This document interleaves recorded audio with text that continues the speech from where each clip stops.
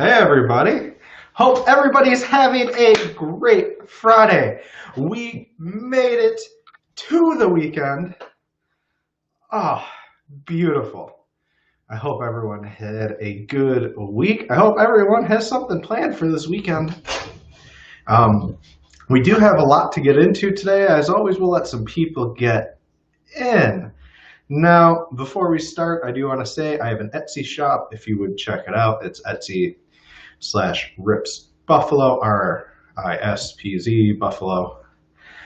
Let's get into it, though. I hope everybody's having a good night. And of course, so our first story is really one that's been talked about a lot, but it's about Derek Chauvin. He is the officer that was seen in the viral video kneeling on George Floyd's neck. Now, today, a three-judge panel of the Minnesota Court of Appeals said District Judge Peter Cahill did not follow precedent when he ruled against the third-degree murder charge, citing Chauvin did not place anyone else's life at risk. Therefore, third-degree murder could not be charged. Last month, the Court of Appeals voted 2-1 to uphold third-degree murder charges against former officer Mohammed Noor, who shot and killed a woman while on duty in 2017. If you remember, I spoke about that when that happened as well, or not when that incident happened, but when this court ruling happened. Noor also had argued his actions were directed at the victim alone, therefore he could not be charged with third-degree murder. However, the court felt he could be charged with third-degree murder, and he was. Chauvin's trial is set to start on Monday, all right? However, if the prosecution chooses to reinstate the third-degree murder charges, Chauvin's legal team would then have the chance to appeal it to the Minnesota State Supreme Court. And if that happens, the trial could be delayed further. Now, on to our second story. So, a Texas woman, Taylor Parker, is now charged with an additional murder charge. Now, it is alleged that Parker killed a pregnant woman and cut out her unborn child. Parker was originally charged with the death of the 21-year-old pregnant woman and kidnapping. A grand jury yesterday, though, indicted Parker for murder of the death of a child. The child was found with Parker at the Oklahoma state line and later died at the hospital. So that is a trial I will be following, because that is not only just a strange story, but one that's really sparked my interest and I've been reading quite a bit about. Now, let's get into our third story here. So a New York doctor has been arraigned on 5 counts of second-degree murder and 11 counts of reckless endangerment.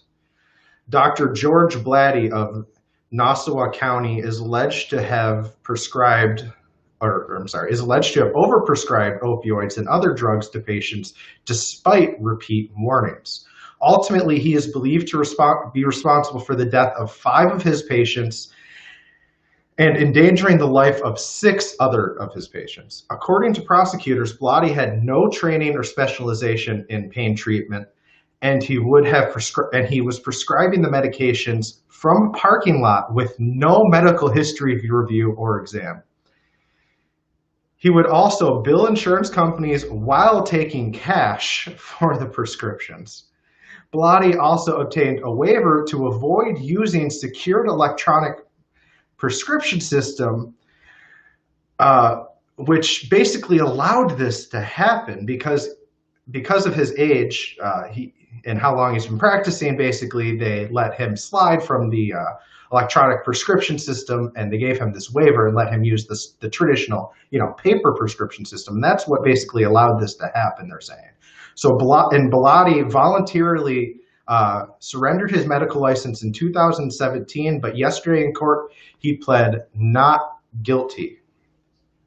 So a very scary situation when Delta Flight 1837 from Seattle to Cabo, Mexico was diverted to Sacramento International Airport today when a passenger became unresponsive. Now, personnel announced the person dead at the scene, and the Sacramento County Coroner's Office say the person died of natural causes. But talk about just like a freak incident. Like that must have been terrifying. I couldn't imagine being on that plane. Now, All right, now let's get into our last story here of the night.